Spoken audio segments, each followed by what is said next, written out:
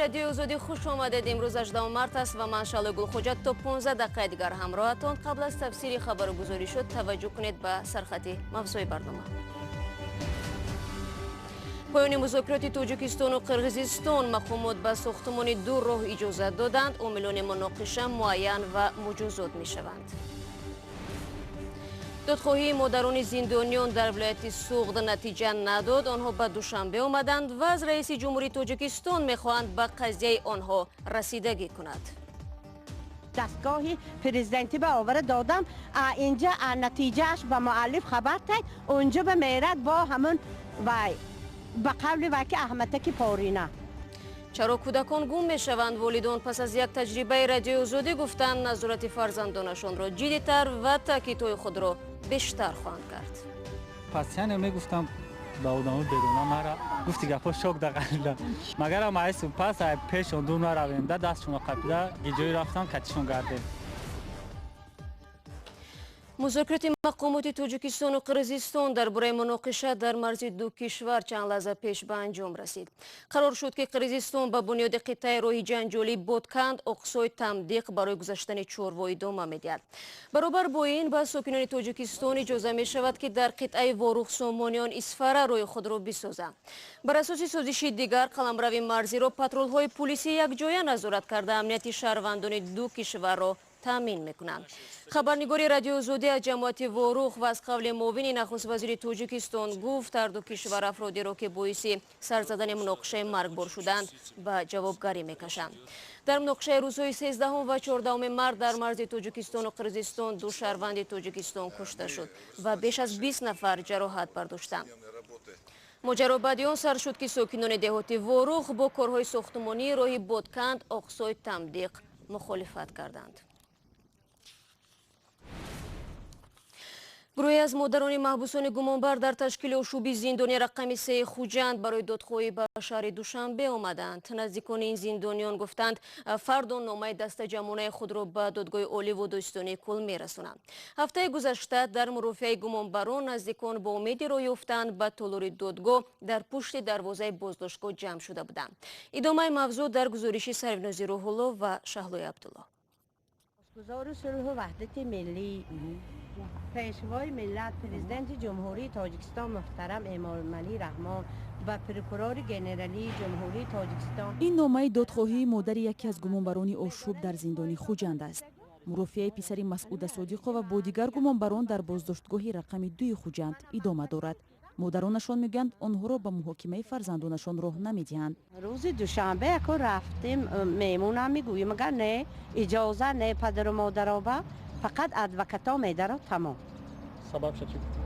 سببش هیچی نمیگو.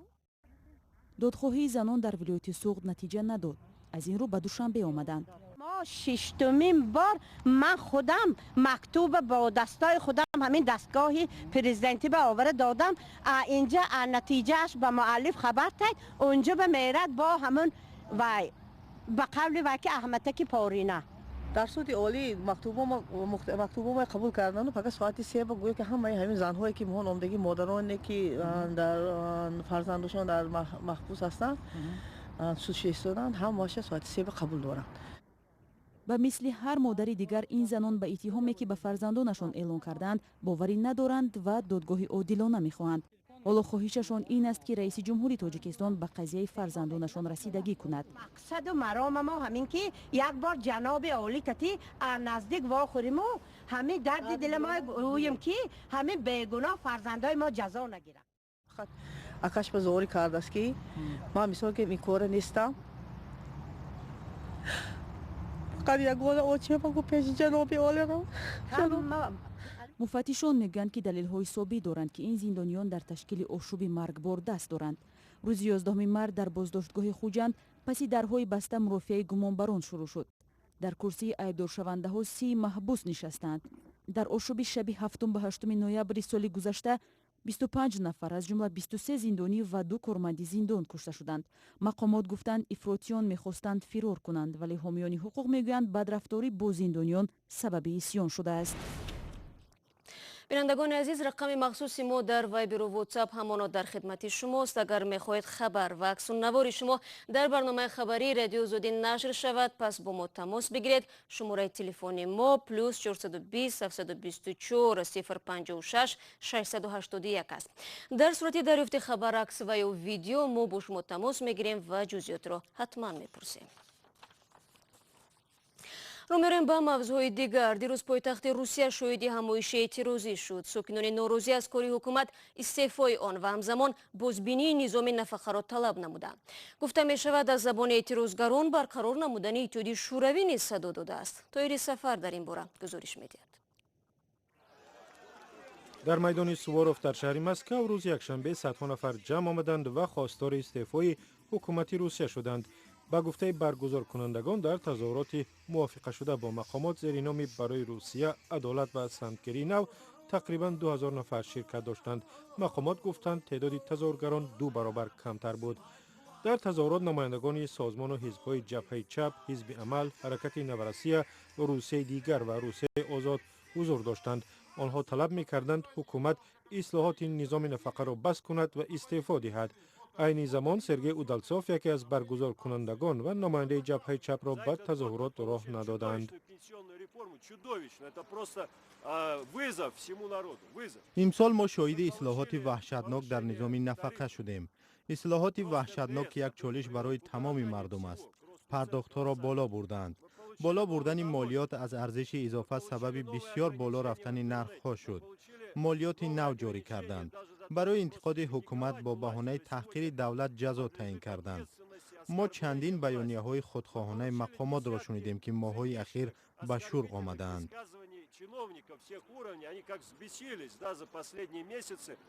در نزد تظاهرگران همچنین نماینده روسیه دیگر اولگا شالینا و وزیر سابق جمهوری خودخوانده دونتسک ایگور استرلکوف سخنرانی کردند. داریم و این روسیه است. همه ما یک مردم هستیم. با ما متحدی با شما لازم است. متحدی برای آنکه ما از حقوق خود حمایت کرده توانیم، حقوق مردم خود به آینده و زندگی را حمایت کنیم. تظاهرگران همچنین از حقوق به قول خودشان اخلاقی و قانونی برقراری SSR تاکید کردند که به گفته آنها میتوان با قبول دونباس به حیات آن شروع کرد. شما برنامه خبری رادیو زودی رو تماشا دارید. وزارت کارهای داخلی تاجیکستان از شهروندان کشور برای پیدا نمودن مرد متهم در بیدرکشوی کودک خردسال در دوشنبه کمک خواسته است. اکرام حمیدوی 10 ساله از نویه فردوسی 27 آگوست سال گذشته بیدرک شده است. مقامات انتظامی در غیب زدن پسر بچه همسایه آنها زاکرجان جوبیلوی 50 ساله را متهم می‌دانند. سالهای اخیر امور رسمی درباره ناپدید شدن کودکان در تاجیکستان نشر نمی شود. هرچند خبرهای علیحده درباره گم شدن آنها سر هر چند وقت رسانه‌ای می‌گردد.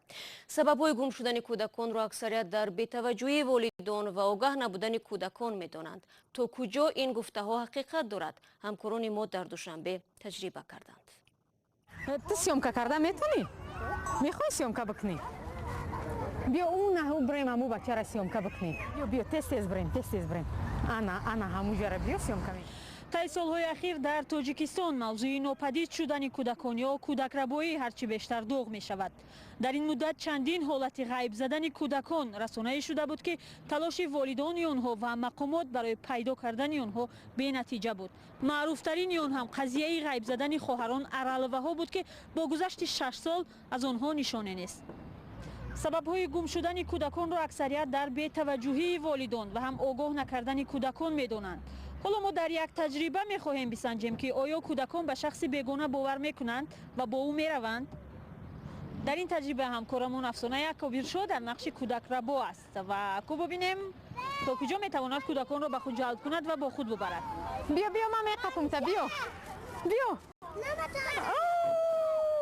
ترسیدی؟ نه. باورستان تماشا میکنی؟ میخوای بریم اون همو جا را سیومکا کنیم؟ بیا رفتیم همو جا میریم سیومکا میکنیم در باورستان نگاه میکنیم. خانتا بگیر. رفتیم اون همو بچه را سیومکا میکنیم. اون همو بچه را سیومکا میکنیم.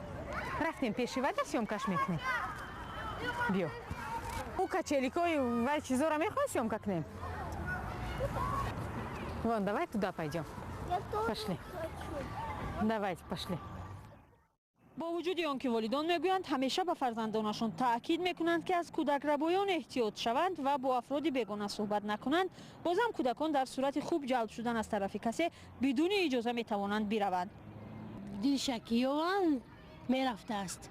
تصور نمیکردم که این پروست تک میخزه میره که لبوی وقت کوچه میبرومد و این به من نمیبرومد، فقط ما همه وقت یک جویه میبرویم. یعنی از پیش خودتون هم بردن کودک آسان بود از دیده.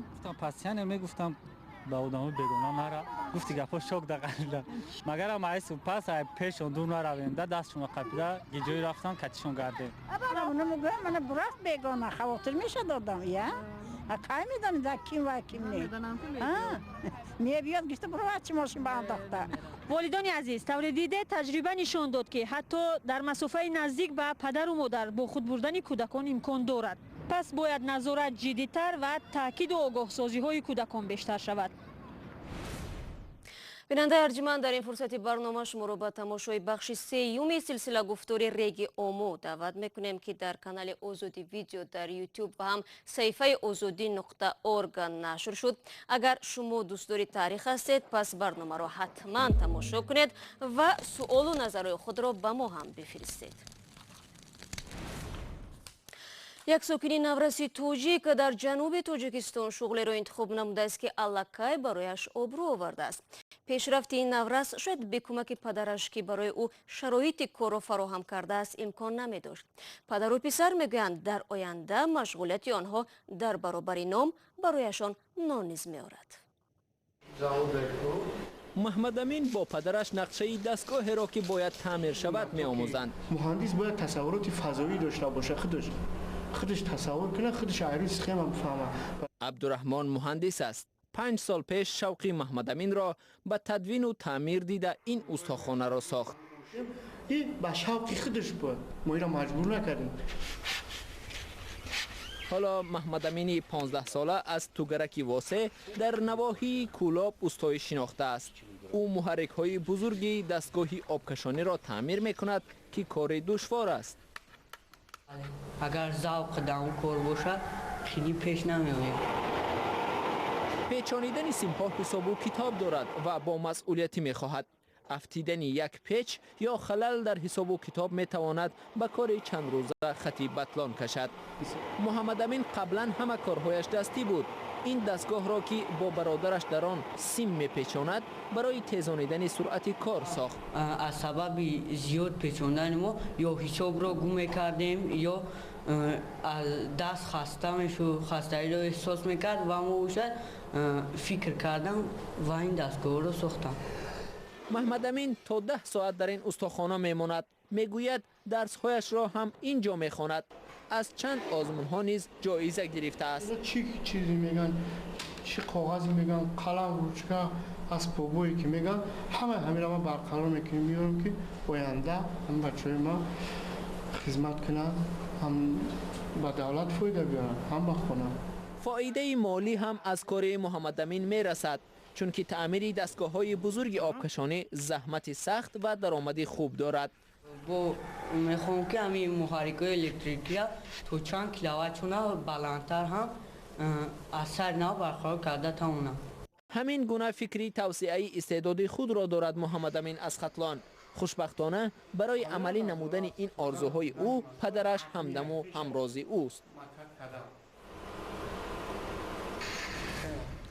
با این گزارش خوشبینان کننده به برنامه امروز را انجام میدیم، اما گزارش های ویدیو را شما امکان دارید 24 ساعت در شبانه روز در آزادی ویدیو کانال ما در یوتیوب با بینندگان عزیز تماشا کنید. تفصیلات خبرهای امروز و دیروز و فردا در سامانه رادیوی آزادی cw.org و صفحه های رادیوی آزادی در شبکه‌های اجتماعی دسترس است. فردا نخست نوید بامدادی تقدیم شما عزیزان میگردد. به خبر نمانید تا ملاقات بعدی. خدا نگهدار.